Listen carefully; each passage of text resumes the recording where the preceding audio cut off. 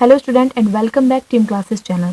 तो स्टूडेंट आज के इस वीडियो में हम लोग श्रृंगार रस के बारे में पढ़ेंगे। आप तो जानते हैं कि श्रृंगार रस कितना ज़्यादा इंपॉर्टेंट है। और स्टूडेंट अभी तक मैंने आपको जो इम्पोर्टेंट रस हैं जैसे हास्य रस, वीर रस, शांत रस, करुण रस, इन सभी रसों के बारे में अच्छे से आपको समझा दिया है स्पष्टीकरण के साथ, उदाहरण सहित। तो अगर आपने वो वीडियो नहीं देखी है तो देख लीजिएगा, ठीक है। डिस्क्रिप्शन में लिंक मिल जाएगा, वहाँ से भी जाकर देख सकते हैं या फिर प्लेलिस्ट में से जाकर जरूर देखिएगा, ठीक है, क्योंकि वो बहुत ज़्यादा इंपॉर्टेंट है रस।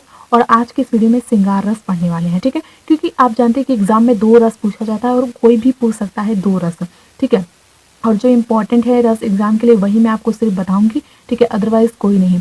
तो 2 रस पूछा जाता है जिसमें से आपको एक करना पड़ता है, ठीक है। तो आप जानते ही हैं। तो चलिए वीडियो को फटाफट से स्टार्ट करते हैं। एंड श्रृंगार रस के बारे में इस वीडियो में आपको कम्प्लीटली बता दूंगी ताकि आपको कोई भी वीडियो और दूसरी देखनी नहीं पड़ेगी। अगर आपने ये वीडियो देख ली ना तो आई एम श्योर कि आप श्रृंगार रस के बारे में अच्छे से जान जाएंगे, ठीक है, और पूरी अच्छे से कंप्लीट हो जाएगी श्रृंगार रस। श्रृंगार रस क्या है, श्रृंगार रस के कितने भेद होते हैं, उदाहरण सहित स्पष्टीकरण के साथ अच्छे से। सो वीडियो को पूरा देखिएगा, ये वीडियो आपके लिए ही है, ठीक है। तो चलिए वीडियो को स्टार्ट करते हैं। देखिए श्रृंगार रस की बात हो रही है कि श्रृंगार रस क्या है। तो सबसे पहले माय डियर स्टूडेंट आप ये जान जाइए कि श्रृंगार रस का अस्थाई भाव क्या होता है। तो श्रृंगार रस का अस्थाई भाव होता है रति, और किसी भी रस का अस्थाई भाव जानना सबसे ज़्यादा इंपॉर्टेंट है, ठीक है। अगर आप उसका अस्थाई भाव जानते हैं तो आप फटाफट से उसकी परिभाषा आसानी से लिख सकते हैं, ठीक है, अगर आप उसका अस्थाई भाव जानते हैं। तो देखिए श्रृंगार रस, जब रति नामक अस्थाई भाव का विभाव, अनुभाव और संचारी भाव से संयोग होता है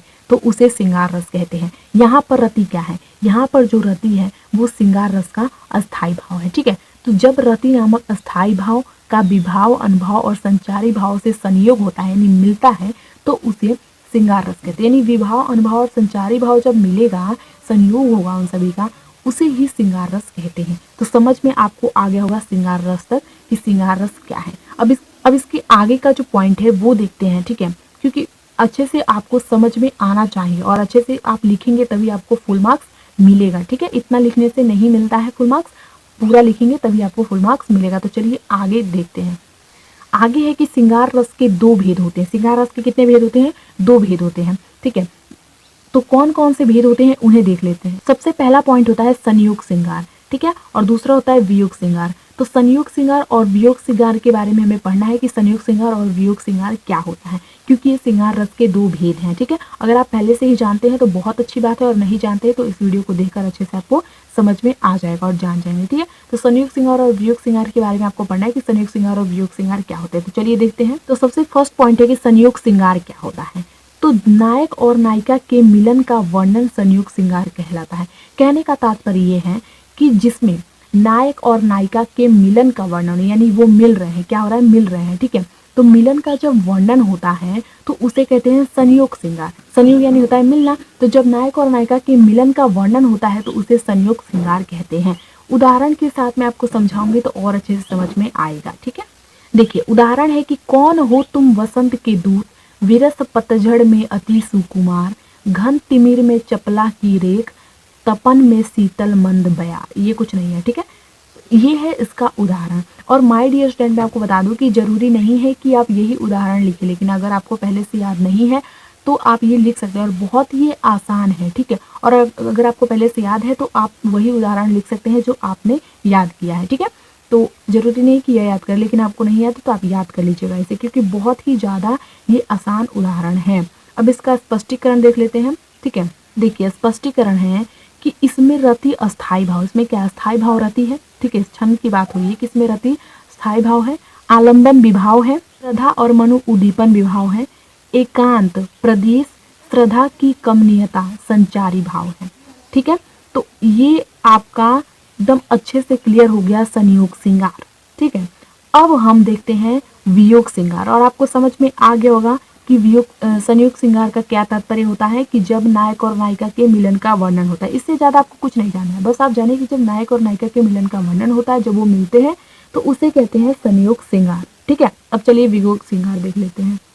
तो देखिए वियोग श्रृंगार, नायक और नायिका के मिलन का अभाव रहता है और विरह वर्णन होता है, वहाँ वियोग श्रृंगार होता है। कहने का तात्पर्य है कि जब नायक और नायिका के मिलन का अभाव रहता है, यानी बिछड़न कह सकते हैं, बिछड़न यानी मिलन नहीं रहता है, बिछड़न रहता है, वहाँ क्या होता है, वियोग श्रृंगार होता है। वियोग मतलब विरह, किसी के मतलब किसी के लिए रोना, ठीक है, किसी के लिए रोना ही आप कह सकते हैं, ठीक है। तो जब नायक और नायिका के मिलन का भाव रहता है और विरह का वर्णन होता है, वहाँ वियोग श्रृंगार होता है। तो चलिए उदाहरण देख लेते हैं। तो उदाहरण है, मेरे प्यारे नव जलस से कंज से नेत्र वाले, जाके आए ना मधुवन से और ना भेजा संदेशा, मैं रो रो कर प्रिय विरह से बावली हो रही हूँ, जाके मेरे सब दुख कथा श्याम को तू सुना दे। तो जो पवन दुधी का पाठ है उसी में से ये लिया गया है, ठीक है। इसमें वियोग विरह का वर्णन किया गया है, ठीक है। तो इसलिए इस छंद को लिया गया है कि मेरे प्यारे नव जलस से कंज से नेत्र वाले, जाके आए ना मधुवन से और ओ ना भेजा संदेशा, ये ओ है, ठीक है, ये रो नहीं है। ओ ना भेजा संदेशा, मैं रो रो कर प्रिय विरह से बावली हो रही हूँ, जाके मेरी सब दुख कथा श्याम को तू सुना दे। स्पष्टीकरण है कि इस छंद में राधा की विरह दशा का वर्णन किया गया है।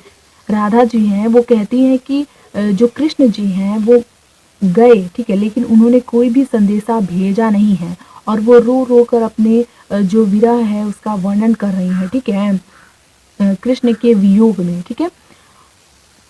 वो पवन दूतिका से कह रही हैं कि तुम जाओ श्याम के पास और मेरी जो दुख कथा है वो श्याम को सुना दो, ठीक है। तो ये कह रही हैं इसमें। तो इस छंद में राधा की विरह दशा का वर्णन किया गया है। रति अस्थाई भाव है, जो रति अस्थाई भाव है, राधा आश्रय है, श्री कृष्ण आलंबन है और शीतल मंद पवन उदीपन विभाव है। तो इससे कंप्लीट हुआ आपका पूरा वियोग श्रृंगार। तो ये आपको बहुत आसानी से याद हो जाएगा क्योंकि बहुत आसान है ये, ठीक है। तो इस वीडियो में श्रृंगार रस अच्छे से कंप्लीट हो चुका है।